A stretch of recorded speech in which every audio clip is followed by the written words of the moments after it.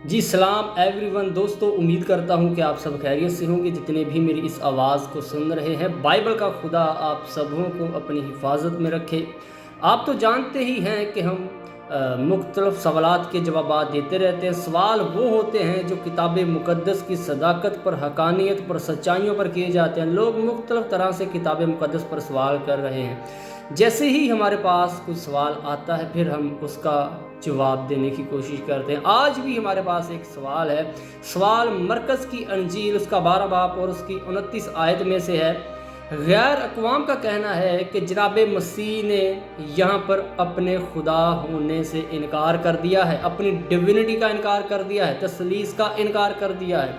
वो कैसे कि जब फ़कीयों में से एक नौजवान जनाब मसीह के पास आता है और पूछता है कि तौरात में से सबसे बड़ा हुक्म कौन सा है, अव्वल हुक्म कौन सा है, तो जनाब मसीह ने कहा कि अव्वल हुक्म ये है कि सुन ए इसराइल, खुदावंद हमारा खुदा एक ही खुदा है, खुदावंद हमारा खुदा एक ही खुदा है। जैसे ही गैर कौम ने ये हवाला पढ़ा तो उन्होंने अखज़ कर लिया कि यहाँ पर जनाब मसीह ने अपनी डिविनिटी का इनकार कर दिया है, अपने खुदा होने का इनकार कर दिया है, तसलीस का इनकार कर दिया है, जब कहा कि खुदावंद हमारा खुदा एक ही खुदा है। तो मैं आपको बताना चाहता हूँ कि अगर आप इस हवाले का कॉन्टेक्स्ट पढ़ें, गौर से पढ़ें, तो आपको मालूम हो जाएगा कि यहाँ पर सवाल जनाब मसीह की ज़ात पर किया ही नहीं गया। यहाँ पर सवाल जनाब मसीह से ये किया ही नहीं गया कि आप खुदा हैं या नहीं।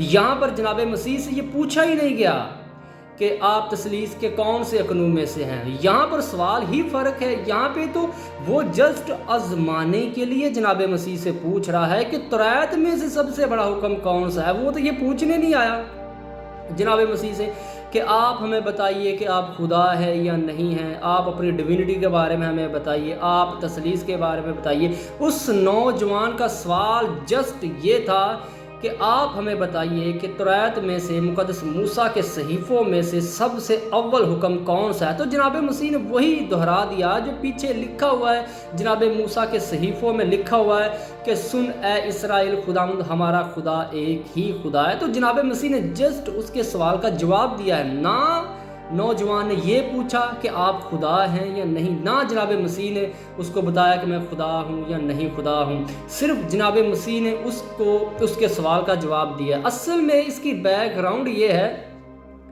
कि जनाब मसीह की रास्तबाजी, जनाब मसीह की सीरत, मसीह का किरदार उस वक़्त के कातबों को, फरीसियों को, सदूकियों को, यहूदियों को मुजरम ठहराता था। जनाब मसीह का किरदार, जनाब मसीह की सीरत, जनाब मसीह की रास्तबाजी इस कदर आला दर्जे की थी कि उस वक़्त जब यहूदी, फरीसी, सरदार काहिन, बादशाह जनाब मसीह के किरदार की तरफ देखते तो उनके ज़मीर को जनाब मसीह का किरदार झंझोड़ देता और उनके दिल में पछतावा लगा देता। और इसी हसद के अंदर आकर वो जनाब मसीह से मुख्तलिफ़ तरह के सवाल किया करते थे, आज़माने के लिए, फंसाने के लिए, ताकि जनाब मसीह को आज़माया जाए, मजहबी केस बनाया जाए।